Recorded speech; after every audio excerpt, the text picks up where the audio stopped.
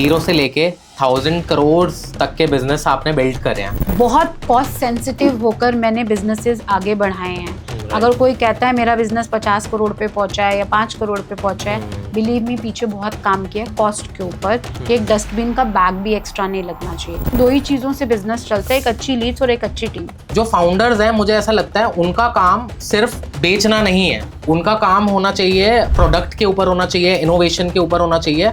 पर एक फाउंडर आज हर जगह लगा हुआ है। वो बिजनेसमैन या फाउंडर्स जो अपनी टीम्स के अंदर घुसे हुए हैं, अपने बिजनेस में दिन रात घुसे हुए हैं, उनका बिजनेस आज नहीं तो कल खत्म। मैं 5 लाख रुपए महीना कमा रहा हूँ, मुझे कम से कम 30-40 लाख महीने में पहुंचना है। रिव्यू करना और टीम के साथ सारा दिन बैठना बहुत फर्क है। एक 28 साल का या 25 साल का एक्सपीरियंस बंदा जाकर एक एजेंट लेवल के साथ बैठ के उसको ये समझा रहा है कि काम कैसे करना है। भाई तुम्हारा सेल्स हेड क्या कर रहा है?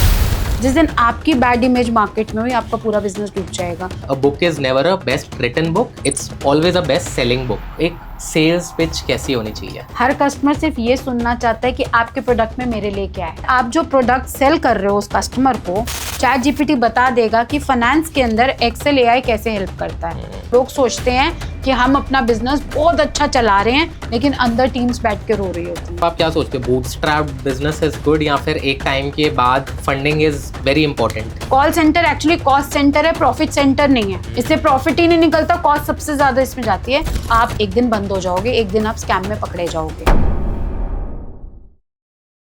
Hello ma'am, welcome to the show. सबसे पहले तो कैसे हो आप? बहुत बढ़िया, आप बताओ कैसे हो दे? मैम बिल्कुल बढ़िया। तो मैम मैं सबसे पहले पूछूंगा, आपने बहुत बड़ी बड़ी कंपनीज में काम किया है, बहुत बड़ी बड़ी कंपनीज को ग्रो किया है, राइट। एंड मतलब एक तरीके से जीरो से लेके 1000 करोड़ तक के बिजनेस आपने बिल्ड करे हैं जी। You have worked in companies like EXL, ICICI, Times of India. तो मैम पहले तो सबसे पहले तो मैं आपकी जर्नी जानना चाहूँगा। आपको अल्फा लेडी भी कहा जाता है बिजनेस वर्ल्ड में, राइट? तो मैं सबसे पहले ये पूछना चाहूँगा कि आपकी जर्नी स्टार्ट कैसे हुई, स्टार्ट कहाँ से किया आपने? देखो उदय, सबसे पहले जो मैंने स्टार्ट किया अपना करियर, तो जिस टाइम मैंने स्टार्ट किया उस टाइम मेरे मन में ये कुछ नहीं था कि मुझे कहाँ से स्टार्ट करना है। क्योंकि जब आप एक यंग ग्रेजुएट होते हो तो उस टाइम आपके पास एक ही एम्बिशन होती है कि मैं एक अच्छी कंपनी में ज्वाइन कर जाऊँ। तो मैंने सबसे पहले मुझे EXL सर्विसेज से ऑफर मिला। उस टाइम पे EXL एंड G कैपिटल, ये दो कंपनीज बहुत बड़ी मानी जाती थी मार्केट में। मल्टीनेशनल्स इंडिया में यही दोनों थी, and specially call centre environment, 5 days working, cabs, pick and drop, facilities and सब कुछ मिलता था। तो EXL से स्टार्ट किया, जहाँ पर हम सिर्फ 60-70 लोगों की टीम थी, और उसके साथ हम लोग आगे बढ़ते गए। नए नए प्रोसेसेस आ रहे थे, और मेरा ट्रेनिंग का बहुत अच्छा एनवायरनमेंट था, मतलब बहुत अच्छी मेरे को ट्रेनिंग देनी आती थी, और प्रोसेसेस में बहुत स्ट्रांग हूँ कि जल्दी जल्दी सीखती हूँ। तो आप जब आप रैंप अप कर रहे होते हो तो आपको लोग चाहिए होते हैं जो एज ए ट्रेनर वर्क कर सके, क्योंकि आपको आता है तो आप सिखा सकते हो। So started with EXL services. उसके बाद उषा ग्रुप के साथ काम किया एज ए मेडिकल ट्रांसक्रिप्शनिस्ट। तो सारी जॉब्स भगवान ने मुझे टफ ही दी हैं। कोई इजी जॉब नहीं मिली है मुझे। Medical transcription again is a very tough job, जहाँ पर आपको डॉक्टर्स, US डॉक्टर्स की बात सुननी है, इंग्लिश में बोल रहे होते हैं, सूचर्स के क्या नाम यूज कर रहे होते हैं। I am from commerce background, हमारे को साइंस की सारी टर्मिनोलॉजीज जो है उस ट्रेनिंग के अंदर कराएगी। एक एक चीज हमने सीखी और उसको काम करने में इम्प्लीमेंट किया। Then I got a offer from ICICI bank. वहाँ पे भी टफ टास्क, कलेक्शंस का टास्क, जिसमें आपको हार्ट बकेट की रिकवरी करनी है। उसके बाद आई जॉइंड इन्फोएज 99 एकर्स के अंदर।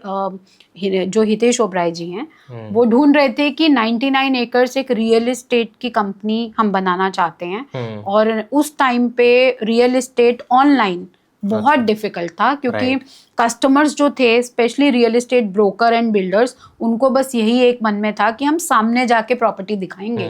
तुम कैसे इसको ऑनलाइन बेच दोगे, हम सारे दिन धक्के खाते हैं, आप कैसे ऑनलाइन बेच दोगे? तो वो माइंड शिफ्ट जो करना था, क्योंकि एक कॉन्सेप्ट था कि प्रॉपर्टीज भी ऑनलाइन बिक सकती है, तो शिफ्टिंग दैट माइंडसेट बहुत डिफिकल्ट था।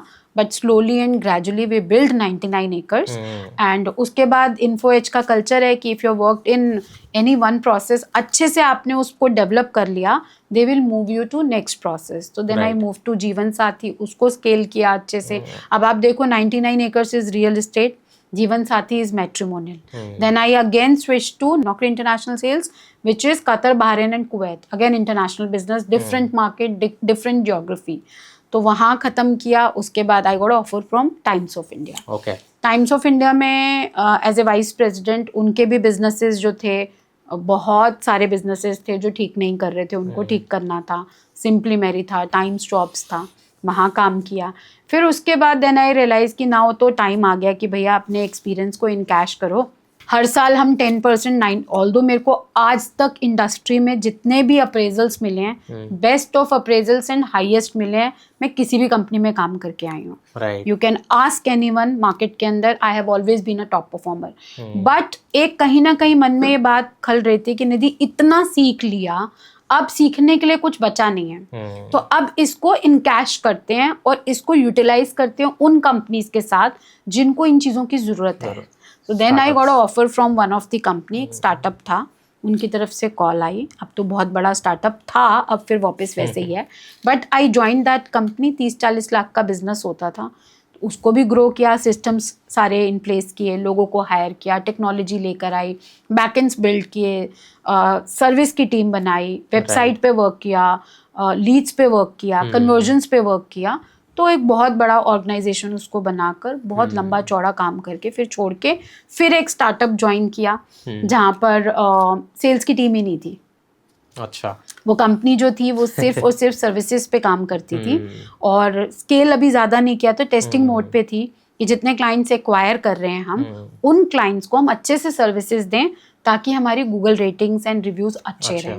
व्हेन आई जॉइन, मैंने, आप मानोगे कि एक टाइम्स ऑफ इंडिया के इतने बड़े केबिन में बैठने वाली लड़की ने एक छोटा सा ऑफिस जाकर वहाँ पे ढूंढा फॉर दैट कंपनी, बिना ये सोचते हुए कि मैं कितने सालों का एक्सपीरियंस है और मैं गलियों में जाके रियल एस्टेट एजेंट के साथ एक छोटा सा ऑफिस ढूंढ रही हूँ. उस कंपनी के लिए ऑफिस ढूंढा, वहाँ पे लोग हायर किए. आज वो कंपनी 5 CR अ मंथ कर रही है. Wow wow ma'am.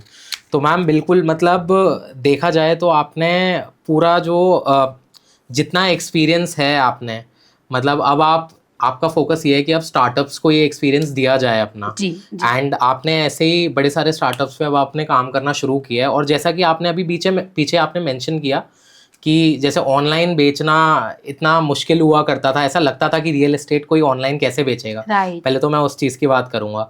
एंड अब स्टार्टअप कल्चर भी आप देखो तो कितना सारा बिजनेस जो है वो ऑनलाइन शिफ्ट हो चुका है. ऑलमोस्ट सारे बिजनेसेस अब जा चुके हैं. और अगर अब हम मतलब बात करें, जैसे जिस टाइम पे आपने स्टार्ट किया था, ठीक है, अब देखते हुए स्टार्टअप कल्चर को कंसिडर करते हुए जी, उस टाइम पे तो स्केल करना भी मतलब एक चैलेंज होता था. राइट, क्योंकि इतनी ऑनलाइन प्रेजेंस उस लेवल की नहीं होती थी जो आज इस लेवल पे है ये. तो आपने मतलब किस तरीके का चेंज देखा और आपने इतने बिजनेसेस को स्केल किया है, तो अब आपको क्या डिफरेंस नज़र आता है? अब आप नए नए स्टार्टअप्स के साथ काम कर रहे हो, आप देख रहे हो कि अच्छा स्टार्टअप खुलने से पहले एक इंस्टाग्राम अकाउंट बना हुआ होगा. जरूर होता है. हाँ, तो ये सारी प्रिपरेशन पहले ही हो रखी है, ठीक है. बाद में अच्छा कंपनी बाद में रजिस्टर होगी, पहले इंस्टाग्राम अकाउंट बनाओ, ठीक है, पहले व्यूज चाहिए हमें. तो मतलब अब आपका एक्सपीरियंस कैसा है स्टार्टअप्स के साथ काम जो आप कर रहे हैं इस टाइम पे? देखो, हमारे टाइम पे ना लीड जनरेशन सबसे डिफिकल्ट टास्क होता था, बिकॉज उस टाइम पे कोई इंस्टा एंड यूट्यूब नहीं होता था. आज की डेट में कंपनीज, जैसा आपने बोला कि उनकी अभी रजिस्ट्रेशन नहीं होगा, लेकिन इंस्टा एंड यूट्यूब पे सोशल मीडिया मार्केटिंग टीम काम करना शुरू कर देती है. उस टाइम पे लीड जनरेशन करना बहुत डिफिकल्ट था, क्योंकि कॉल्स कर करके वो येलो पेजेस जो होते थे वहाँ से कस्टमर्स के नाम नंबर निकालने और फिर उनको कॉल करके बताना कि I am calling from this company, और उसके बाद उनका कॉन्सेंट लेना कि हम आपको अपनी वेबसाइट पे रजिस्टर कर रहे हैं, सो आपको इस पे कोई ऑब्जेक्शन तो नहीं है. आज की डेट में अपनी बिजनेस प्रेजेंस बनाना या अपनी ब्रांड को बिल्ड करना या लीड एक्वायर करना, ये बहुत इजी टास्क है. बट इसमें भी बहुत सारे लोग मिस्टेक्स कर रहे हैं. वो लोग क्या कर रहे हैं, दुनिया को देख के हर बंदा चाहता है कि मैं अपना इंस्टा या अपना सोशल मीडिया प्रेजेंस बनाऊं, बट वो लीड कॉस्ट के ऊपर, लीड कन्वर्जन के ऊपर, फनल के ऊपर बिल्कुल वर्क नहीं कर रहे हैं. उसकी स्टेजेस पे बिल्कुल वर्क नहीं कर रहे हैं. तो होता क्या है, इवेंचुअली एक स्टार्टअप स्टार्ट होता है, वो अपना पैसा बर्न करता है डिजिटल मार्केटिंग के ऊपर, थोड़े दिन में बोलता है कि मेरा बिजनेस डूब गया या मेरा बिजनेस सरवाइव नहीं कर पा रहा।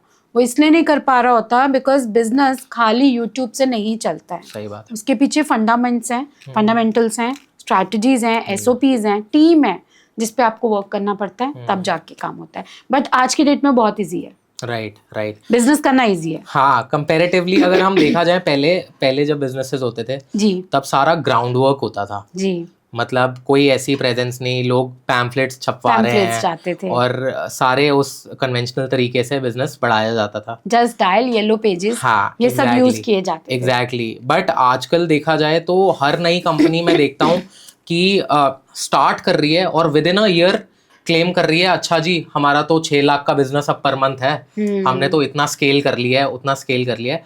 तो एक तरीके से जो स्टार्टअप कल्चर है पूरा शिफ्ट हो चुका है। बिल्कुल शिफ्ट हो चुका है। राइट। तो मैम मैं इसी के बारे में आपसे और पूछना चाहूँगा कि अगर आप देखें कंपनीज के जैसे फाउंडर्स, जो कंपनीज आजकल आ रही हैं, नई नई कंपनीज आ रही हैं, ऑनलाइन कंपनीज आ रही हैं, जो फाउंडर्स हैं वो बहुत गलतियां कर रहे हैं, छोटी छोटी गलतियां कर रहे हैं। जैसे मैं ये देखता हूँ कि ठीक है ऑनलाइन आपने इंस्टाग्राम पे लोग नाच रहे हैं, सब कर रहे हैं, बेच रहे हैं, बट जो फाउंडर्स हैं मुझे ऐसा लगता है उनका काम सिर्फ बेचना नहीं है, उनका काम होना चाहिए प्रोडक्ट के ऊपर होना चाहिए, इनोवेशन के ऊपर होना चाहिए। पर एक फाउंडर आज हर जगह लगा हुआ है और फिर वो कहते हैं कि कुछ टाइम बाद कि अरे हमारा बिजनेस फेल हो रहा है। ठीक है, तो मैम उसके बारे में आपकी क्या थिंकिंग है? एज अ फाउंडर किसी बंदे को किस चीज़ पे फोकस करना चाहिए अगर वो एक स्टार्टअप कंपनी है? तो आपको क्या लगता है इस चीज़ के ऊपर? उदय, आज मेरी एक कस्टमर से बात हो रही थी जिसके 10 लाख फॉलोअर्स हैं। I will not take his name. Single man है, बड़ा अच्छा 50 लाख का हर महीने बिजनेस कर रहा है। मतलब 50 लाख जब मैं कह रही हूँ तो ये पैट है, प्रॉफिट आफ्टर टैक्स की बात कर रही हूँ। बट जो आपने क्वेश्चंस बोले सेम क्वेश्चंस हैं कि फाउंडर को किस चीज पे फोकस करना चाहिए। क्योंकि देखो at the end of the day founder थक जाएगा। आपका प्रोडक्ट अगर आप बन गए, फेस वैल्यू आप बन गए, तो भगवान ना करे आप नहीं हो तो वो बिजनेस बंद है आपका। तो फाउंडर्स को बहुत क्लियरली सिर्फ 2 चीजों पे वर्क करना चाहिए, अपने प्रोडक्ट के इनोवेशन पे कि मेरा प्रोडक्ट क्या मांग रहा है और मार्केट की क्या डिमांड जा रही है। मुझे अपना वॉइस ऑफ कस्टमर सुनना और अपने प्रोडक्ट में चेंजेस लेकर आने हैं। एंड स्ट्रैटेजीज कि मैं अपने बिजनेस को रन कैसे करूं। आपको एक ओवरव्यू के ऊपर आपको फोकस करना है, ना कि आपको एक छोटे छोटे टीम के साथ जाकर बात करनी है। मैं हमेशा एक ही बात बोलती हूँ, वो बिजनेसमैन या फाउंडर्स जो अपनी टीम्स के अंदर घुसे हुए हैं, अपने बिजनेस में दिन रात घुसे हुए हैं, उनका बिजनेस आज नहीं तो कल खत्म है। वो बिजनेसमैन या वो फाउंडर्स जो स्ट्रैटेजीज पे वर्क करते हैं, अपने प्रोडक्ट पे वर्क करते हैं, अपने कस्टमर्स की वॉइस सुनते हैं और अपनी टीम्स के रिव्यूज करते हैं। रिव्यू करना और टीम के साथ सारा दिन बैठना बहुत फर्क है। मैं 3 घंटे ऑफिस में बैठी हूँ, I am at COO position, 3 घंटे बैठती हूँ ऑफिस में। वो 3 घंटे में सिर्फ रिव्यूज करती हूँ, मैं किसी से जाकर बात नहीं करती। मैंने अपनी ऑर्गेनाइजेशन के अंदर लोग बिल्ड कर रखे हैं जो डिपार्टमेंट के ओनर्स हैं। राइट, सर्विस का एक डिपार्टमेंट ओनर है जिसको सर्विस हेड कहते हैं। ऐसे ही हमारे में सेल्स का एक हेड है, वो सेल्स हेड कहलाता है। You need to overview and you need to only review those people because आप अपनी एक्सपर्टीज जो है उन एक्सपीरियंस्ड लोगों के साथ शेयर कर सकते हो और उन्हें समझ में भी आएगा। अब आप बताओ एक 28 साल का या 25 साल का एक्सपीरियंस बंदा जाकर एक एजेंट लेवल के साथ बैठ के उसको ये समझा रहा है कि काम कैसे करना है। भाई तुम्हारा सेल्स हेड क्या कर रहा है? तुम्हें अपना सेल्स हेड को रिव्यू करना है ना, उसको रेप्लिकेट करना है, उसको उस पोजीशन पे पहुंचाना है ताकि सिस्टम बिल्ड हो, आपके कल्चर बिल्ड हो, आपके प्रोसेसेस स्ट्रांग हो, ताकि आप एक फोन के ऊपर भी अगर बैठ के अपनी टीम की परफॉर्मेंस रिव्यू करना चाहो तो पूरी ऑर्गेनाइजेशन को बुलाने की जरूरत नहीं है। That's the 2-3 things which you need to focus. अच्छा, तो मैम बट अभी जैसे आपने बोला कि ऐसा नहीं होना चाहिए कि आप ही बिजनेस के फेस बन जाओ जी, बट आजकल फाउंडर्स वगैरह आ रहे हैं, जैसे आप देख रहे हैं पॉडकास्ट कल्चर भी बन रहा है, फाउंडर्स वगैरह आ रहे हैं, वो अपनी पब्लिक इमेज बना रहे हैं। तो बट ऐसा भी तो होता है कि मतलब अपनी पब्लिक इमेज को लेवरेज करते हैं लोग जी अपने ब्रांड्स के लिए। जैसे अगर आपने ऑफ कोर्स आपने सुना होगा, राज शमानी का नाम सुना होगा जी। वो कहता है कि मैं भी एक फाउंडर था बट अब मैंने अपनी पब्लिक इमेज को लेवरेज किया है जी। तो बीइंग अ फाउंडर ऐसे भी कहते हैं कुछ लोग कि you have to be actively participating in all the social media things and you have to show your face to the people To so the that people. People can trust you, Right. लोग आप पे trust कर पाए। Right. तो फिर इस ये दोनों चीजें कॉन्ट्राडिक्टरी नहीं हो गई? ये कॉन्ट्राडिक्टरी हैं क्योंकि देखो राज या एक एक्स कोई भी मैं फाउंडर का जो बिग नेम है मार्केट के अंदर, उनका नाम जो है उससे उनका प्रोडक्ट बना हुआ है, राइट। हर एक फाउंडर को ये फोकस करना चाहिए कि दोनों चीजों को सेपरेट रखें, राइट। अगर मैं एक एग्जांपल देती हूँ, मेरी company Ayra Skills, right. Ayra Skills के अंदर नाम आयरा स्किल्स है और सारे वेबिनार्स जो होते हैं वो दिवेन यू पांडे या राज करके हमारी ट्रेनर है वो लेते हैं। बट आज की डेट में अगर कोई कस्टमर मार्केट में हमारा प्रोडक्ट लेने आता है तो वो आयरा स्किल्स को जानकर लेकर आता है, राज और दिवेन को देखकर नहीं आता है, राइट। तो आप, ये बहुत बड़ी गलती है। जिस दिन आपने, मतलब मेरे को बोलना नहीं चाहिए, बहुत सारे बिजनेसेस ऐसे बंद हुए हैं जब जो बिजनेस फाउंडर था उसके ऊपर कोई स्कैम का केस हुआ। आप ब्रांड हो, आपका प्रोडक्ट आप हो, फेस वैल्यू कंपनी की आप हो, जिस दिन आपकी बैड इमेज मार्केट में हुई आपका पूरा बिजनेस डूब जाएगा। और हमने लेटेस्ट अभी बहुत सारे लोग देखे भी हैं। तो इसलिए आपको अपनी ब्रांड बिल्कुल लेवरेज करनी चाहिए, बट आपको अपना प्रोडक्ट बिल्कुल डिफरेंट रखना चाहिए। कस्टमर प्रोडक्ट यूज करता है, ब्रांड सिर्फ लेवरेज के लिए यूज की जाती है। बट मैम ये भी अब देखा जाता है कि आजकल बिजनेसेस का ऑनलाइन होना भी बहुत ज़रूरी हो गया है। जी। क्या लगता है आपको, मतलब आजकल आज के टाइम पे जिस तरीके से डिजिटलाइजेशन इतनी बढ़ गई है कि आपको स्टैंड आउट होना ही पड़ेगा ऑनलाइन। right. मतलब अगर आप एक ऐसे बिजनेस हैं जो अपनी ऑनलाइन प्रेजेंस नहीं बढ़ा रहे हैं तो आप बहुत सारा बिजनेस मिस कर रहे हैं। बिल्कुल। तो मैम अब हम बात करते हैं सेल्स की बात करते हैं जिसके आप एक्सपर्ट हैं, क्योंकि हमेशा ये कहा जाता है a book is never a best written book, it's always a best selling book, right. तो मैम इसके बारे में थोड़ा आप बताएं कि मतलब एज अ फाउंडर सेल्स को कैसे एग्जीक्यूट करना चाहिए। अगर मैं सबसे बेसिक चीज़ से पूछूं, सबसे स्टार्टिंग ग्राउंड लेवल से पूछूं, तो एक सेल्स पिच कैसी होनी चाहिए? देखो सेल्स पिच ना, पहला जब मैं काम करती थी, जो अभी हम जिस टाइम की बात करें, लंबी लंबी सेल्स पिच होती थी, लोग सुनना पसंद करते थे। आज की डेट में सेल्स पिच जो होती है वो इंटेलिजेंट पिच होनी चाहिए, छोटी होनी चाहिए और थोड़े लॉजिकल क्वेश्चंस ड्रिवन होने चाहिए, जिसमें कॉल का पूरा फ्लो एक टीम मेंबर को पता हो कि मुझे एक कॉल को ऐसे होल्ड करना है, राइट। तो अब आपको, अगर आपकी फॉर एग्जांपल अगर आपको अपनी कोई टीम बनानी है और उसको आपको एक सेल्स का टीम मेंबर रखना है, तो सिर्फ 3-4 चीजों के ऊपर अपनी टीम को ट्रेन कर देना, आपकी टीम जो है सबसे बेस्ट कन्वर्जन देगी और बेस्ट क्लाइंट होल्ड करेगी। इसको कहते हैं कंसल्टेटिव सेलिंग, राइट। आज की डेट में हम बेचते नहीं है, हम कंसल्ट करते हैं, हम कस्टमर को कंसल्टेशन देते हैं। तो उसमें 3-4 पॉइंट्स हैं जो आपको करना है। सबसे इंपॉर्टेंट है आपका प्रोफाइलिंग, कि कस्टमर की प्रोफाइल क्या है। ज्यादातर पूरे मैंने जितने भी बिजनेसेस में काम कर लिया उदय, 4 कैटेगरी के लोग आते हैं, या स्टूडेंट होते हैं या एंटरप्रेन्योर होते हैं, वर्किंग प्रोफेशनल्स होते हैं या हाउसवाइफ होती है। इन 4 कैटेगरी में पूरा ब्रह्मांड समाया हुआ बिजनेस का। सही बात है, राइट। उसके बाद इनकी प्रोफाइलिंग, जब हमने प्रोफाइलिंग कर ली, इन चारों की अलग अलग अपनी रिक्वायरमेंट है। उसका आप फ्लो बना लो कि एक स्टूडेंट के पास क्या प्रॉब्लम्स होंगे, क्या क्या क्वेश्चंस होंगे जो वो उसको पूछ सकता है हमसे, प्लस आपका प्रोडक्ट ऐसा क्या लेकर आ रहा है, क्या वैल्यू ऐड कर रहा है जिससे उस स्टूडेंट को हेल्प मिले, उस एंटरप्रेन्योर को हेल्प मिले। और चैट जीपीटी आज की डेट में इतना इंपॉर्टेंट रोल प्ले करती है, बिलीव मी, कल भी मैंने अपनी टीम को ट्रेनिंग दी है, सेल्स टीम मेंबर्स को ट्रेनिंग दी है, कि आपकी स्क्रिप्ट आपको सिर्फ कस्टमर की प्रोफाइलिंग तक हेल्प करती है कि ये है कौन।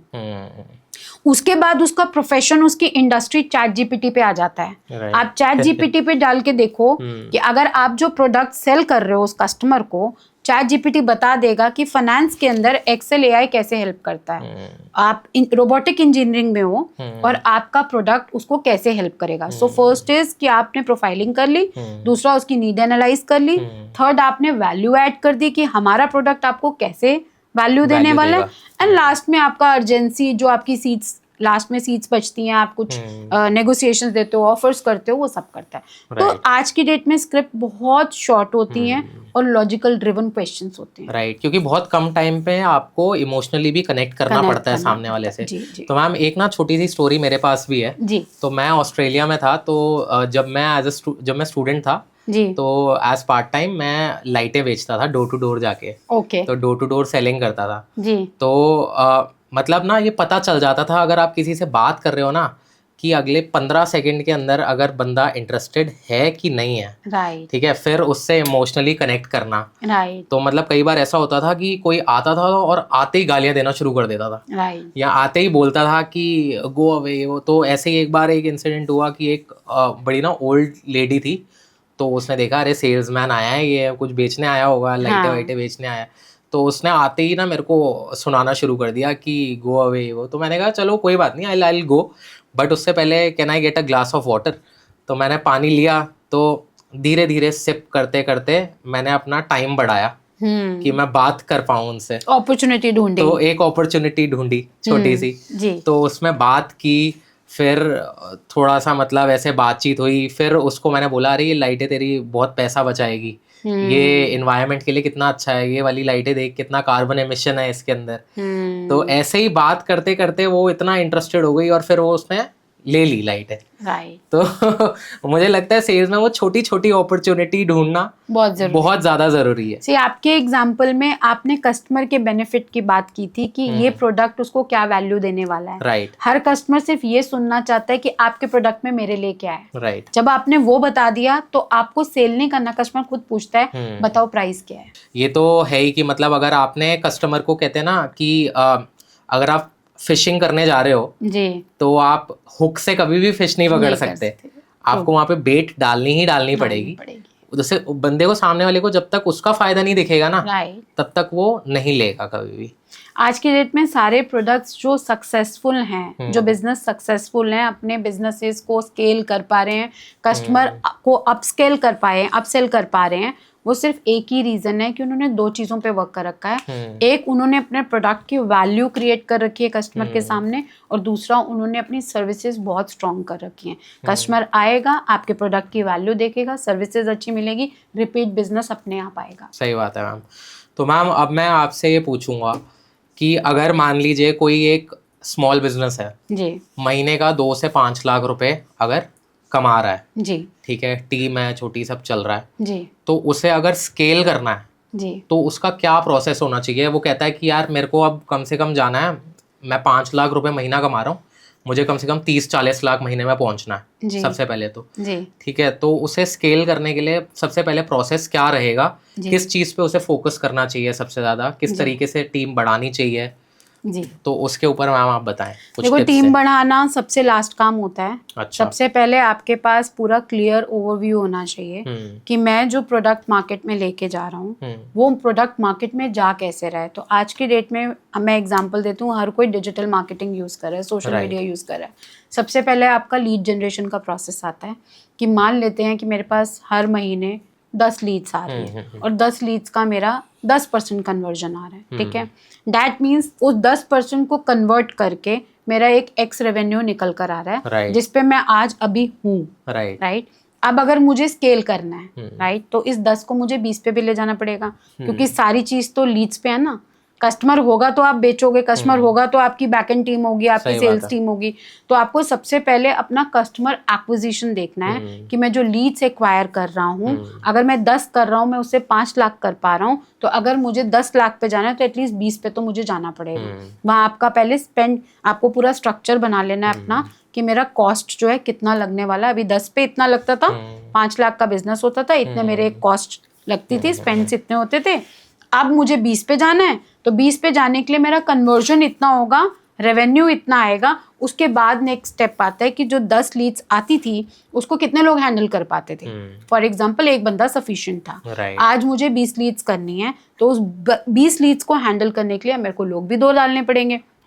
अब उन दोनों के आपको जो भी लोग एक्स्ट्रा ऐड करने पड़ेंगे, आपको उनके रोल्स, KRAs एंड उनकी सैलरी अपनी कॉस्ट शीट में जरूर डाल देनी है। याद रखना उदय, बहुत कॉस्ट सेंसिटिव होकर मैंने बिजनेसेस आगे बढ़ाए हैं। अगर कोई कहता है मेरा बिजनेस 50 करोड़ पे पहुंचा है या 5 करोड़ पे पहुंचा है, बिलीव मी, पीछे बहुत काम किया कॉस्ट के ऊपर कि एक डस्टबिन का बैग भी एक्स्ट्रा नहीं लगना चाहिए। क्योंकि जब आप स्टार्टअप मोड पे होते हो और फंडिंग नहीं होती है ना, एक एक पैसा आपको चुभता है। तो आपको अपनी कॉस्ट शीट हमेशा रिव्यू करनी है और कॉस्ट शीट में अपने हेड्स डालते जाने हैं। तो अगर आपको 5 लाख से अब 20 लाख पे जाना है, 50 लाख पे जाना है, अपनी कॉस्ट शीट में हेडर्स डाल लो, उसमें अपना सोशल मीडिया मार्केटिंग का बजट ले लो, उसके अपना एक रेवेन्यू ट्रेंड, उसका कन्वर्जन पैट सब निकाल लो, उसके बाद कैक निकाल लो। फिर आप नीचे आओगे तो आप उन लीड्स को केटर करने के लिए कितने लोग चाहिए, उनकी कॉस्ट डाल लो।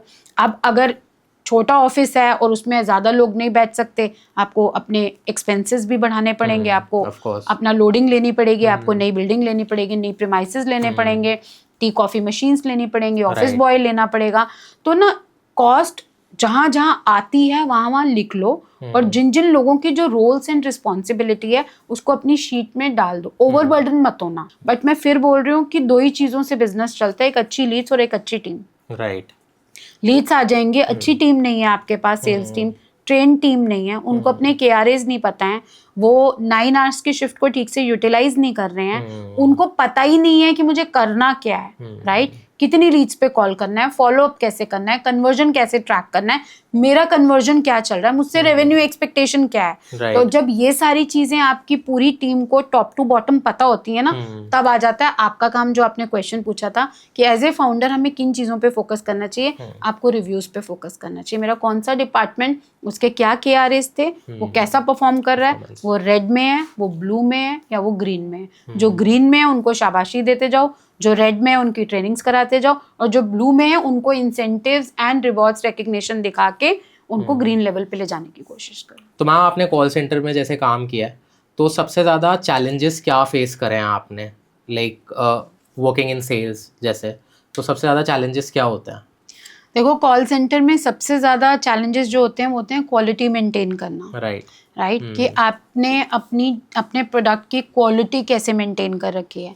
क्वालिटी मेंटेन कर भी ली तो उसके बाद एट्रिशन सबसे बड़ा टास्क होता है। जब आप 20 टीम मेंबर्स से 200-300 पे स्केल कर रहे होते हो, तो उस टाइम पे पूरा वॉल्यूम पे वर्क कर रहे होते हो, लीड्स बहुत ज़्यादा होती हैं, रेवेन्यू बहुत ज़्यादा होता है, आपके टारगेट्स बहुत ज़्यादा होते हैं। तो वहाँ पर टीम मेंबर्स जो है ना, वो थोड़ा सा मोनोटनी फील करना शुरू कर देते हैं कि हम लोग जो है रोबोट बन गए हैं और हम लोगों को वैल्यू नहीं किया जा रहा है, या हम लोगों की अपनी पर्सनल लाइफ नहीं है। तो स्पेशली सेल्स डिपार्टमेंट में मैं ये बोल रही हूँ कि 2 चीज़ों पे 3 चीज़ों पे ज़रूर फोकस करना। ये चैलेंजेस हैं एक्चुअली कॉल सेंटर के। एक, आपको जो प्रोडक्ट है आपका, उसकी क्वालिटी ज़रूर मेंटेन करना, कि आपकी टीम कस्टमर्स को कहीं कोई फेक प्रॉमिसेस तो नहीं कर रही, ओवर सेल तो नहीं कर रही है। इन चीज़ों के लिए आपके पास क्वालिटी टीम होनी बहुत ज़रूरी है, नहीं तो आप एक दिन बंद हो जाओगे, एक दिन आप स्कैम में पकड़े जाओगे। अभी कोलकाता का कॉल सेंटर का स्कैम पता चला है, तो ये बहुत बड़े स्कैम है। कॉल सेंटर अपने, किसी भी ऑर्गेनाइजेशन का कॉल सेंटर उस कंपनी के ब्रांड को ही बताता है, ब्रांड को रिप्रेजेंट करता है। तो आपको क्वालिटी के ऊपर फोकस करना है। ट्रेनिंग बहुत इंपॉर्टेंट पार्ट है किसी भी कॉल सेंटर में। ये बहुत बड़ा चैलेंज भी है, क्योंकि जो ट्रेनर्स बाहर से आते हैं मार्केट से, उनको आपके प्रोडक्ट में वो ट्रेन नहीं होते। राइट। तो मैं क्या करती हूँ इसके लिए, जब भी मेरे पास कोई ट्रेनर आता है या क्वालिटी का मैं किसी को बाहर से हायर करती हूँ, तो उसे सबसे पहले सेल्स करनी होती है।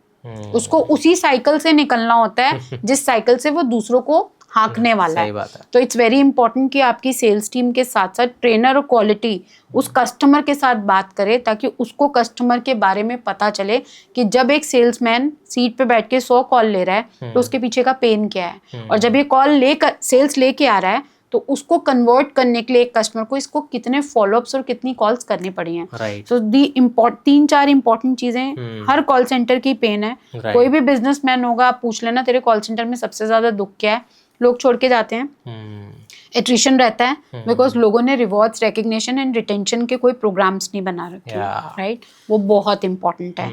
लिंक्डइन आज की डेट में इतना ज्यादा हर कोई लिंक्डइन पे एक्टिव है। अगर आपकी टीम के अंदर कोई अच्छा परफॉर्म कर रहा है, मंथली परफॉर्मर है, न्यू ज्वाइनिंग है, किसी डिपार्टमेंट का हेड है, लिंक्डइन पे उसकी एक फोटो डाल दो, वो अपने आप में एक रिवॉर्ड रिकग्निशन है। इंसेंटिव प्लान्स आपको इतने अच्छे बनाने चाहिए कि आपकी जो भी सीट कॉस्ट है, फॉर एग्जाम्पल मैंने अपनी एक टीम मेंबर को 4 लाख का रेवेन्यू दे रखा है करने के लिए अ मंथ, तो मैं उसे 7 टाइम्स उसकी सैलरी कॉस्ट से अपना रेवेन्यू ले जाऊं या 8 टाइम्स ले जाऊं। अगर आप 7x 8x अपनी कॉस्ट शीट में कैलकुलेट कर लोगे ना कि मैं एक टीम मेंबर को हायर कर रहा हूं और इससे मेरे को कितना रेवेन्यू लेना, वो रेवेन्यू आपकी कॉस्ट का 7x आपने कैलकुलेट करके रखा है।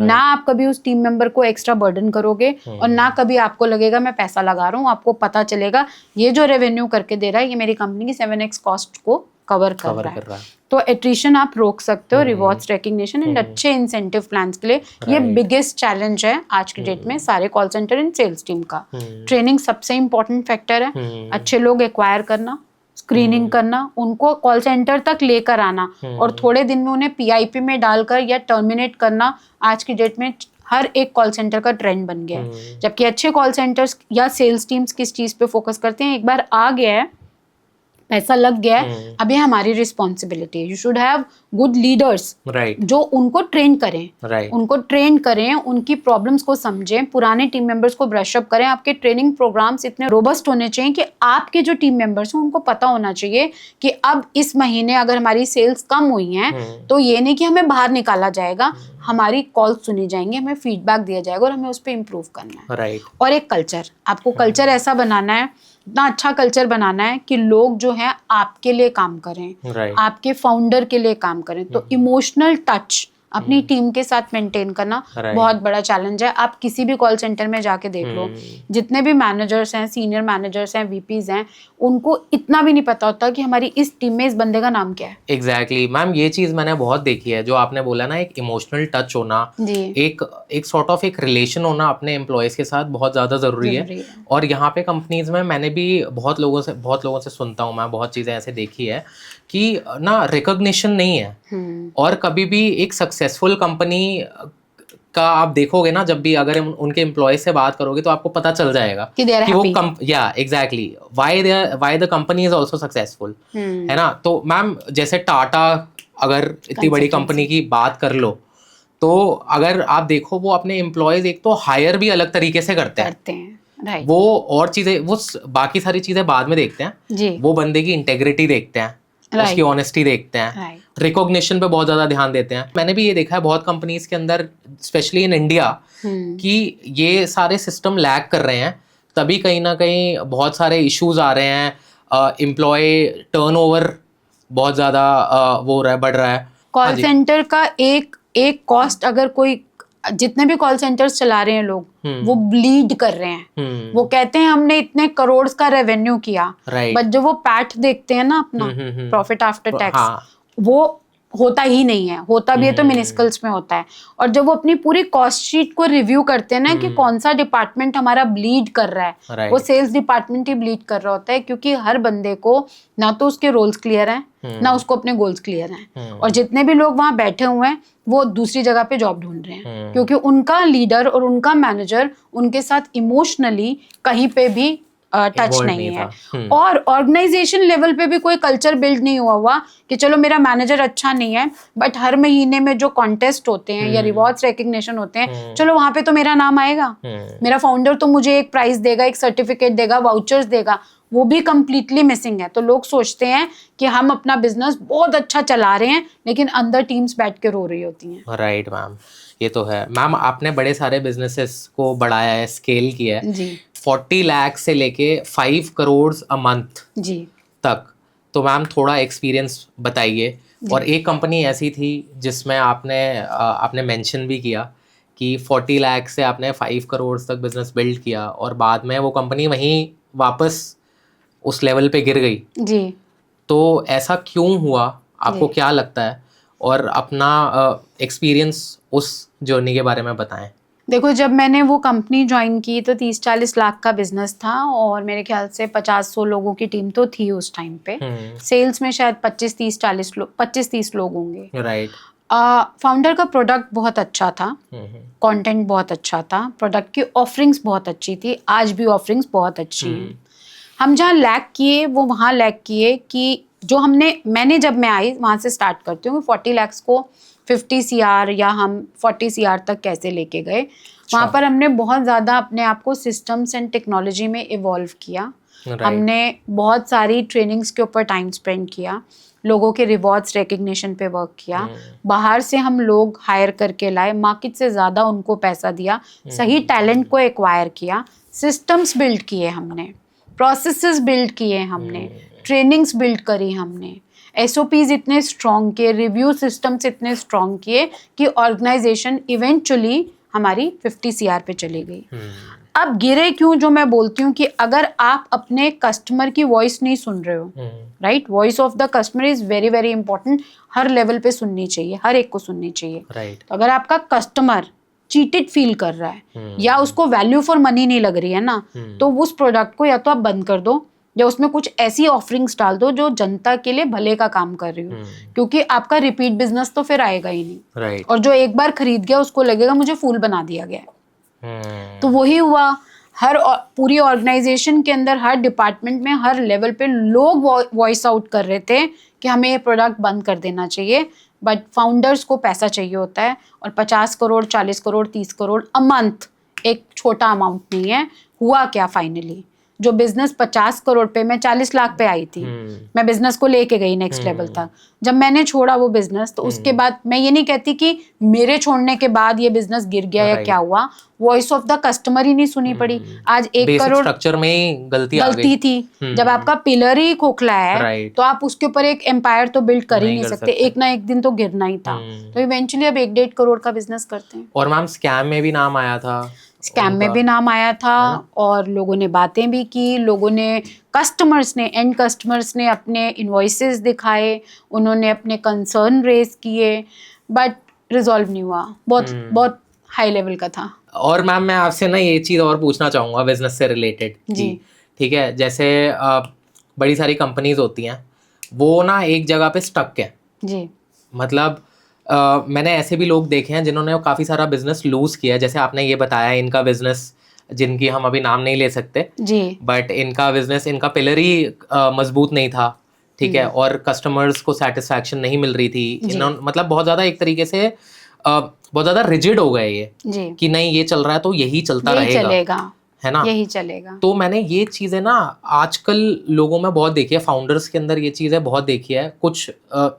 कुछ लोग ना फ्लेक्सिबल नहीं होते, और अगर आप as a business owner time के साथ चेंज नहीं करोगे और फ्लेक्सिबल नहीं रहोगे ना, तो कहीं ना कहीं आप मार खाओगे ही खाओगे। बिल्कुल। है ना, तो मैम इसके बारे में आपका क्या ओपिनियन है? आपको क्या लगता है कि मतलब जैसे चेंजेस होने चाहिए, ठीक है, बट कुछ लोग बहुत ज़्यादा रिजिड रहते हैं, ग्रोथ नहीं होती है वहाँ पे जी। और एक मेरे पास एक एग्जाम्पल है छोटा सा, जैसे मैं एक बिजनेस ओनर को जानता हूँ, ठीक है, उन्होंने क्या किया, उनका सब बहुत बढ़िया चल रहा था बहुत। ये एक और चीज़ है जो मैं मेंशन करना चाहूँगा कि जब आप एक फाउंडर हो ना, तो एम्प्लॉयज, अगर आपकी टीम बहुत बढ़िया है ना, तो give them what they ask, right, है ना, ये नहीं उसमें क्योंकि you can not afford to lose them, right, ठीक है। तो मैंने ऐसे फाउंडर देखे हैं मैम, बहुत अच्छा बिजनेस कर रहे थे, लाख रुपए दिन का, मतलब, तो मैं आपको बता रहा हूँ, आराम से, वो तो आराम से हो रहा था, उससे ज़्यादा ही हो रहा था जी। तो क्या हुआ कि जो उनके एम्प्लॉयज़ हैं, कुछ उन्हें बोला कि अच्छा अब आप अच्छा खासा बिजनेस कर रहे हो, हमारी सैलरी बढ़ा दो, ऐसे कर दो, मतलब थोड़ा हमें भी रिकॉग्निशन दो, और बहुत ज़्यादा नहीं बोला उन्होंने। तो उन्होंने क्या किया, उन्होंने उन्हें टरकाया लटकाया, कंजूसी करी बहुत ज़्यादा, and they didn't give the employees इस चीज़ का बेनिफिट नहीं दिया जी, ठीक है, जो चीज़ वो पूछ रहे थे उन्होंने छोड़ा, ठीक है। काफ़ी जो एम्प्लॉयज ऐसे थे जो बहुत ज़्यादा मेजर रोल प्ले कर रहे थे उनके बिजनेस में, ठीक है, उन्होंने उन्हें मना कर दिया कि नहीं हम इतना अफोर्ड नहीं कर सकते, ये नहीं कर सकते। वो मैम 1 लाख रुपए दिन का बिजनेस कर रहे थे, और आज की डेट में मुश्किल से 15-20-30 हज़ार पे आ गए हैं वो। हाँ, तो ये होगा, तो ये बहुत ज़्यादा गलतियां कर रहे हैं फाउंडर्स, मैंने ये भी देखा है, क्योंकि as a founder you have to be very considerate, you can not afford to lose a good team. Right. So इसी का एग्जांपल देती हूँ कि जो हम अभी एक्स कंपनी की बात कर रहे थे, उसमें लीडरशिप टीम तो अब बची नहीं। मुझे याद है कि हमारी मैनकॉम की 15-20 लोगों की इंडस्ट्री के टॉप लीडर्स वर्क करते थे। जैसे मैं सेल्स में, अगर मैं सेल्स हेड करती थी या कॉल सेंटर हेड करती थी, तो उस टाइम पे भी मेरे पास 25-26 साल का तो एक्सपीरियंस था ही, right. And companies like Times of India, Info Edge and all, processes, system, सब कुछ बिल्ड करके आई थी। ऐसे ही बहुत सारे लोग भी थे उस कंपनी में, I would not name them. जैसे ही वो कंपनी में वो लोग गए या मैं गई, तो वो कंपनी किस रीजन से गिरी, क्योंकि उसको संभालने वाला कोई नहीं था। राइट। यूजुअली ये होता है कि अगर आपके पास एक अच्छी टीम है, राइट, और आपकी टीम डिमांडिंग है, मेरे को हमेशा सुनाया जाता था, मेरे को हमेशा बोला जाता था, निधि मैम को तो सबसे ज्यादा अप्रेजल चाहिए भाई, क्यों नहीं चाहिए अप्रेजल? जब मैं तुम्हारी कंपनी को एक लेवल, और मुझे पता है मैं तेरे पास नहीं काम करूंगी भाई, मैं जिसके पास और काम करूंगी उसके बिजनेस को भी 40 से 5 करोड़ पे ले जाऊंगी, तो मुझे भी तो अपना करियर इन कैश करना है। तुम 40 लाख से 50 करोड़ जा सकते हो, और तुम्हारे एम्प्लॉइज जो तुम्हारे लिए दिन रात काम करते हैं और तुम्हारे को एक लेवल की ग्रोथ दे चुके हैं, एक लेवल क्या 100% ग्रोथ दे चुके हैं, तुम 50 करोड़ पे पहुंच चुके हो और तुम उन्हें 5 लाख भी महीना नहीं दे सकते हो, right, with 28 years of experience. तो भैया ऐसे बॉसेस के साथ तो कोई भी काम नहीं करना चाहेगा। और बिलीव मी, जो बॉसेस, ये फाउंडर्स ये गलती करते हैं ना, उनकी टीम को लोग ऐसे पिक करते हैं, ऐसे। जिस दिन मैंने छोड़ा, रात को मैंने छोड़ा, अगले दिन सुबह मेरे पास 4 ऑफर्स थे। राइट। और एक फाउंडर जिसके साथ मैं काम कर रही हूँ, उसने मुझे ये बोला था, आपको कसम लगेगी आप किसी का फोन नहीं उठाओगे, अच्छा, आप कहीं इंटरव्यू नहीं दोगे। अच्छा। मैंने बोला भाई तू स्टार्टअप है, तू मेरा पैकेज नहीं अफोर्ड कर पाएगा। आप सोचो उस बंदे की सीरियसनेस, एक अच्छे एम्प्लॉय एंड टैलेंट को समझने की, कि मैम मैं कोशिश कर लूंगा, मैं कुछ भी कर लूंगा, बट आप इंटरव्यू मत देना, ये प्रॉमिस दे दो। आप किसी की कॉल नहीं उठाओगे भाई। नहीं देने दी उसने मुझे कॉल, कहीं पे कॉल, अच्छा। मतलब इंटरव्यू नहीं देने दिया। तो आपका राइट टैलेंट ना आपके पास सीख के, आपसे समझ के, आज दूसरी मार्केट में जाके दूसरों को सर्व कर रहा है और उनका बिजनेस बना रहा है। और आपका क्या हुआ, आपने 1, 2, 3 लाख रुपए के लिए अपने इतने करोड़ का बिजनेस जो वो गिरा दिया। तो ये नहीं करना चाहिए। अच्छे एम्प्लॉयज को हमेशा रिटेन करना चाहिए। मैं ये नहीं कह रही कि वो अगर 4 लाख का उनका पैकेज है या 1 लाख का पैकेज है, मान लेते हैं एज पर इंडस्ट्री, मार्केट में अगर उन्हें 1,10,000 मिलेगा, तुम 1,20 दे दो, क्योंकि तुम्हारी कंपनी में वो 1,20 के पैकेज पे तुम्हें शायद 10 गुना मुनाफा दे रहे हैं। तो हमेशा अपनी कॉस्ट देख लो कि इसको इतना पैसा लगा के मुझे 10x मिल रहा है या नहीं। तो मैं किसी भी डिपार्टमेंट के अप्रेजल्स ना उदय ऐसे ही करती हूँ। अच्छा, कि मेरा ये टीम मेंबर, इसकी सिस्टम, वॉशरूम, पानी, ये हमारी डेस्क, हर खर्चा, डायलर वायलर सब मिला के, सैलरी मिला के इसकी कॉस्ट कितनी पड़ती है, और ये जो प्रोडक्ट बेच रहा है ये मुझे मेरे प्रॉफिट का कितना x करके दे रहा है। 10x अगर करके दे रहा है तो भाई मैं उसको बहुत अच्छा दूंगी, और जरूर दूंगी, क्योंकि मेरा प्रॉफिट निकल रहा है ना। राइट। तो मैं क्यों नहीं शेयर दूंगी उससे। Right, that's very important. Right ma'am.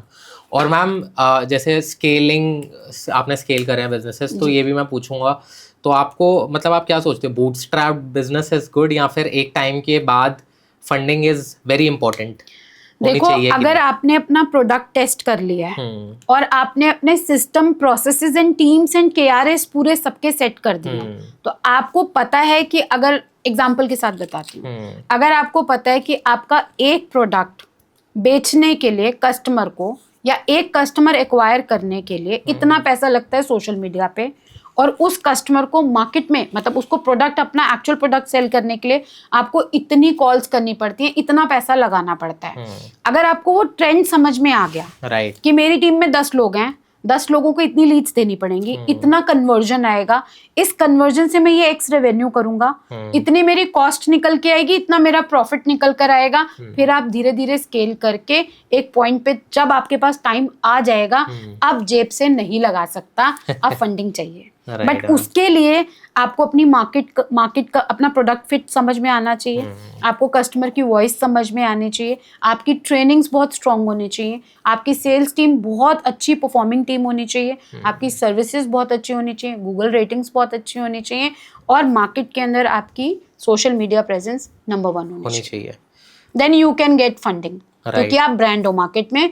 और जब भी कोई ये इन्वेस्टर आता है ना उदय, सबसे पहले वो आपकी रेटिंग्स देखता है, राइट, वो आपके कस्टमर्स से बात करता है, आपके कस्टमर्स क्या बोल रहे हैं, आर दे फीलिंग चीटेड और दे आर फीलिंग वैल्यूड, कि हमारे को हर जगह पे ध्यान दिया गया है। तो इन्वेस्टर का पैसा उठाना भी इट्स नॉट इजी, उसके लिए वो भी आपकी ऑर्गेनाइजेशन में कि आपके टीम हेड्स कौन है, आपने आपकी टीम मेंबर्स हैं, जो आपकी मैनकॉम है, कंपनी चल किन लोगों से रही है, उनको कितना एक्सपीरियंस है, मार्केट के कितने एक्सपीरियंस्ड लोग इस कंपनी में काम कर रहे हैं, फिर आपकी टीम्स के अंदर क्या स्ट्रैटेजीज हैं, क्या एसओपीज हैं, रिव्यूज क्या हैं, ट्रेंड्स क्या हैं, बहुत सारी चीजें जो हैं क्लियरली आपको देखनी पड़ती हैं जब आप इन्वेस्टमेंट के लिए जाते हो। Of course, definitely ma'am. और मैम अब मैं आपसे एक पर्सनल क्वेश्चन पूछूंगा जी। ठीक है, आप इतने बिजनेसेस को बढ़ा चुके हो, इतने टाइम से आप इंडस्ट्री में आप काम कर रहे हो जी, तो आप कहाँ थे अब तक? मतलब सोशल मीडिया प्रेजेंस आपने क्यों सोचा कि अचानक अब बढ़ाई जाए? देखो क्या इसका credit I will give to my dear friend Sanjay Khaturia. Okay, ठीक है, तो when we left that company तो I wanted to work as a full time employee, और हमारे फाउंडर साहब ने तो दिवेन्यू पांडे जी ने मुझे नेक्स्ट डे बोल ही दिया कि आप कहीं इंटरव्यू नहीं दोगे। अच्छा। तो मैं तो कसम चढ़ गई मुझे, तो मैं तो अब कुछ कर नहीं सकती, मुझे तो आयरा को ही बढ़ाना है। राइट। तो मैं लग गई इस जर्नी पे, और संजय सर ने अपना काम करना शुरू कर दिया सोशल मीडिया पे। राइट। तो जब उनकी हमने जर्नी देखी तो मुझे ये समझ में आया कि ये जर्नी डिफिकल्ट नहीं है, बस आपका कंटेंट और आपका कॉन्फिडेंस दोनों होने चाहिए। राइट। फेक कंटेंट मार्केट से आपने निकाल के पढ़ दिया, राइट, तो आप बेकार ही कर रहे हो। बट अगर आपको किसी भी चीज की नॉलेज है, आपने उसकी वीडियोस बना के जनता को शेयर करना शुरू कर दिया, तो ये आपका एक विजन हो सकता है और लोगों के लिए भलाई हो सकती है। राइट। तो जब मैं ये कर रही थी, अपना CEO as a CEO work कर रही हूँ अभी भी, तो मेरे पास बार बार क्लाइंट्स लाते थे, क्योंकि मेरे फ्रेंड्स के पास जो सर्कल है वो यूट्यूबर हैं और उनके पास सारे बिजनेसमैन हैं। और हर बिजनेसमैन की एक ही प्रॉब्लम है कि हमें 1000 करोड़ का बिजनेस करना है, हम तो इसी टीम से परेशान है, स्केल कैसे करें। राइट। हमारी ये टीम ही परफॉर्म नहीं करती, कॉल सेंटर ब्लीड कर रहा है। Call centre actually cost centre है, प्रॉफिट सेंटर नहीं है। इससे प्रॉफिट ही नहीं निकलता, कॉस्ट सबसे ज्यादा इसमें जाती है। देन आई रियलाइज, जब बार बार मेरे पास कॉल्स आ रही थी कि निधि मैम आप कंसल्टिंग दो, निधि मैम आप कंसल्टिंग दो, आप इनके बिजनेस, अच्छा थोड़ी देर 15 मिनट देख लो, बस 15 मिनट इस क्लाइंट से बात कर लो, 15 मिनट की हेल्प दे दो। देन आई रियलाइज कि मार्केट के अंदर इस टाइम पे और फिर मैंने यूट्यूब चेक किया कि कॉल सेंटर्स की कितनी वीडियोस अवेलेबल है मार्केट में। ज्यादा नहीं है ही नहीं। एक्चुअली बिलीव मी, 28 इयर्स में मैंने जिन systems, processes, dialer, headsets, trainings पे वर्क किया ना, एक भी चीज की मुझे वीडियो नहीं मिली। देन आई रियलाइज कि देख Nidhi, and I am also a spiritual person, then I realize कि निधि अब टाइम आ गया है कि जो तेरे पास इतना वास्ट एक्सपीरियंस है, जो तू 1 घंटे आधे घंटे में भी लोगों को बताती है, तो कहते हैं निधि मैम आप फुल टाइम आ जाओ हमारे पास। अब टाइम आ गया है कि इसको आप मार्केट में शेयर करना शुरू करो, लोगों से बात करना शुरू करो। एक तो अगर किसी को हेल्प हो जाएगी तो हमारी स्पिरिचुअल जर्नी भी सक्सेसफुल हो जाए, किसी का भला हुआ, और दूसरा पर्सनल ब्रांड बननी तो जरूरी है ना। मेरे को मार्केट में बहुत लोग जानते हैं, सारे टॉप फाउंडर्स जानते हैं, लेकिन जो एंड जनता नीचे बैठी है, जो स्टार्टअप्स हैं, राइट, जो एक्चुअली चाहते हैं कि हम अपने बिजनेस को 2000, 4000, 5000 से आज हम इसे लाखों पे लेके जाएं, बहुत बड़ा काम नहीं है। बहुत मुश्किल काम नहीं होते। सेल्स सिर्फ और सिर्फ एक साइंस एंड स्ट्रैटेजी है। राइट। और बिजनेसेस को ग्रोथ देना एक स्ट्रैटेजी है, प्रोसेस है, एसओपी है। अगर उसके ऊपर किसी ने काम कर लिया, आप अपनी कंपनी को किसी भी लेवल पे ले जा सकते हो। ऐसे ही 1000 करोड़ पे मैं काम करके आई हूँ मार्केट में। Right ma'am. तो मैम बहुत सारी नॉलेज गैदर करी है आज जी, और बहुत कुछ आपसे सीखने को भी मिला है। तो मैम मैं एंड में बस मैं ये क्वेश्चन पूछ लेता हूँ एंड में हमेशा तो आप कुछ ऐसी बुक्स रेकमेंड करना चाहेंगे जो हर एक एंटरप्रेन्योर को पढ़नी चाहिए, या फिर कोई भी एस्पायरिंग बिजनेसमैन हो जो आगे अपना कोई स्टार्टअप फाउंडर हो, जो स्टार्टअप शुरू करना चाह रहे हो, तो कुछ ऐसी बुक्स आप रेकमेंड करना चाहेंगे कि पढ़नी ही पढ़नी चाहिए? आप हैरान होगे मेरे आंसर से। मैं कोई बुक नहीं पढ़ती हूँ, ना मैं रेकमेंड करती हूँ। मैं क्या रेकमेंड करती हूँ आज की डेट में, एक बिजनेस फाउंडर को या किसी भी लेवल पे कोई भी जो अपनी बिजनेस दुकान चला रहा है, उसको एआई आना चाहिए। राइट। उसे चैट जीपीटी आना चाहिए, उसे एक्सेल, एडवांस एक्सेल आना चाहिए, और उसको सोशल मीडिया के कैंपेन्स कैसे रन करते हैं, फेसबुक के कैंपेन्स कैसे रन करते हैं, यूट्यूब पे एड्स कैसे रन करते हैं, अपने वेबसाइट्स कैसे क्रिएट करते हैं, वेबसाइट की प्रेजेंस कैसी होनी चाहिए मार्केट में। आपको ये सारी चीज़ों पे वर्क करना है। आपको बुक्स पढ़ने का टाइम नहीं है, सॉरी, बट मैं नहीं करती। ट्रेनिंग्स लो, स्किल्स ऐड करो, कम्युनिकेशन स्किल्स की ट्रेनिंग लो, जिनके काफ़ी सारे मैं फाउंडर्स मिलती हूँ जो बहुत ज़्यादा हेजिटेट करते हैं when they want to present themselves in the market. वो अपने आप को रिप्रेजेंट ही नहीं कर पाते, अपनी ब्रांड को रिप्रेजेंट नहीं कर पाते। आप कम्युनिकेशन स्किल्स की क्लासेस लो, है ना, आप लेटेस्ट स्किल्स की क्लासेस लो। चैट जीपीटी तो भाई मैंडेटरी है। मैं एक छोटा सा एग्जांपल देती हूँ। मेरे पास रियल एस्टेट के मेरे एक क्लाइंट हैं, मल्टी मिलियंस में उनका बिजनेस होगा, मतलब अच्छा, पुश्तैनी खानदानी बिजनेस है उनका, 5वीं फेल है। अच्छा, मैंने उन्हें चैट जीपीटी सिखा दिया, राइट। तो वो चैट जीपीटी से आज इतनी बढ़िया अपनी कोटेशंस, और जैसे ये कभी कोर्ट के कोई केस हो गए, पुलिस के कोई केस हो गए, कुछ भी केस हो गए, तो उनको ना डिपेंडेंट रहना पड़ता था कि मेरी ये एप्लीकेशन लिख दे। सोचो हजारों करोड़ों रुपए का बिजनेस कमाते करते हैं, लेकिन अगर उनको अपनी एक एप्लीकेशन लिखनी होती थी तो उनको किसी की हेल्प लेनी पड़ती और कई बार उनको बुरा भी लगता था। मैंने कहा सर सुनो मेरी बात, ये चैट जीपीटी लो, इसमें हिंदी में बोलो आप हिंदी में बोलो और चैट जीपीटी आपको पूरा निकाल कर देगा। और कल उन्होंने मुझे कॉल करके बोला कि मुझे एक एफआईआर करवानी थी, और वो एफआईआर में वो ऐसा लैंग्वेज लिख रहे थे।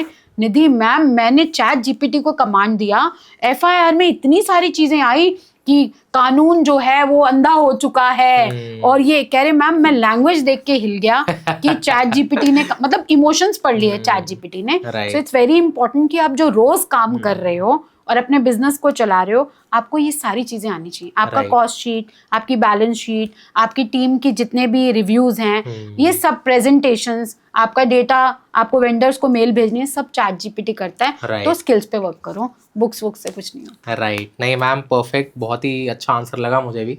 बहुत ही सारी चीजें सीखने को मिली आज, और आई थिंक हमारी ऑडियंस ने भी बहुत कुछ सीखा होगा जी। और आप लोग भी इम्प्लीमेंट करें। और जो नए फाउंडर्स ये चीज़ देख रहे हैं तो अपने बेसिक्स पे काम करें, अपने कोर पे काम करें और प्रोसेसेस पे काम करें, स्ट्रैटेजीज बनाएं। तो क्या आप सिर्फ माल बेच रहे हो या फिर आप एक्चुअली में प्रॉफिट कमा रहे हो?